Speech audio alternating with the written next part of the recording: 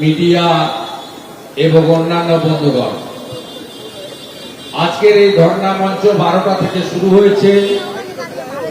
কলকাতা হাইকোর্টের মহামান্য আদালতের অনুকম্পাতে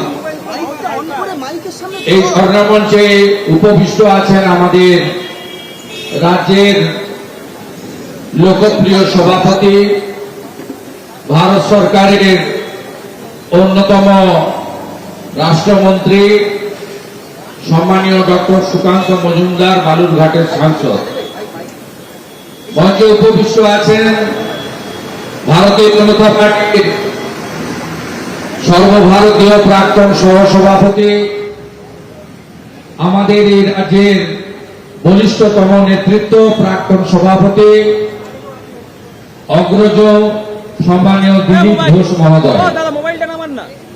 মঞ্চে উপবিষ্ট আছেন মাননীয় সাংসদ খগেন মুর্মু মহোদয়।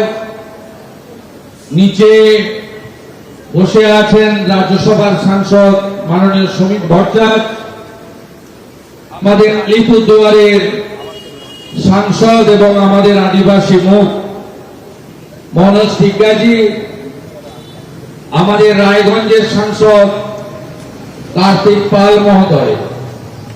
এর বাইরেও রাজ্যের সাধারণ সম্পাদিকা প্রাক্তন সাংসদ শ্রীমতী লকেট দিলীপ ঘোষ মহোদয়। মঞ্চে উপবিষ্ট আছেন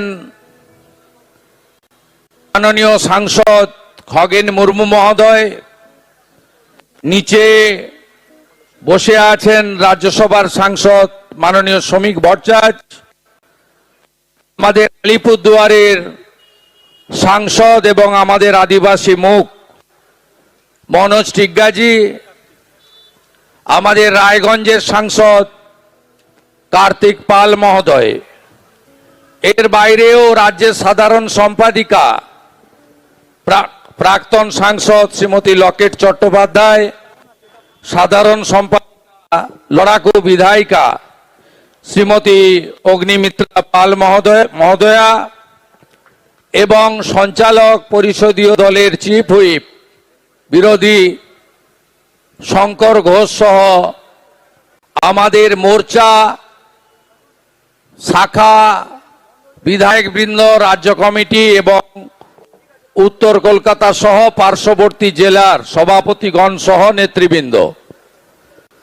আপনারা সকলে জানেন যে ভারতীয় জনতা পার্টি প্রথম দিন থেকে আরজি করের যে মর্মান্তিক, বেদনাদায়ক এবং হৃদয় বিদারক ঘটনা ঘটেছে, তার জন্য প্রথম দিন থেকে তারা প্রতিবাদ এবং লড়াই চালিয়ে যাচ্ছে। ভারতীয় জনতা পার্টি শুধু আজকে নয়, গোটা ভারতবর্ষের নিরিখে বলুন, পশ্চিমবঙ্গের নিরিখে বলুন, যখন যেখানে মানবতার উপর অত্যাচার হয়েছে, গণতন্ত্রের উপরে আঘাত এসেছে, বিশেষ করে মহিলা, নারী শক্তি এবং তফসিলি জাতি, উপজাতি, শিশু, মাইনরিটি, এদের উপরে যখন অত্যাচার হয়েছে, তখনই ভারতীয় জনতা পার্টি ঘরে বসে থাকেনি, রাস্তায় নেমেছে। 2021 সালের পর থেকে এই রাজ্যে যতগুলি মর্মান্তিক বেদনাদায়ক ঘটনা ঘটেছে, বিশেষ করে মাতৃশক্তি, নারী শক্তির উপরে, মা, দিদি, বোনেদের উপরে, ভারতীয় জনতা পার্টি ভোটের রাজনীতির কথা ভাবেনি। কে ভোট ব্যাংক আর কে ভোট ব্যাংক নয়, এ কথা বিচার না করে বিজেপি রাস্তায় নেমেছে, বিধানসভার ভিতরে বাইরে লড়েছে, পীড়িতদের পাশে দাঁড়িয়েছে। কেন্দ্রীয় বিজেপি নেতৃত্ব তারা কেন্দ্র থেকে টিম পাঠিয়েছে, সর্বতভাবে আমরা পাশে লড়েছি।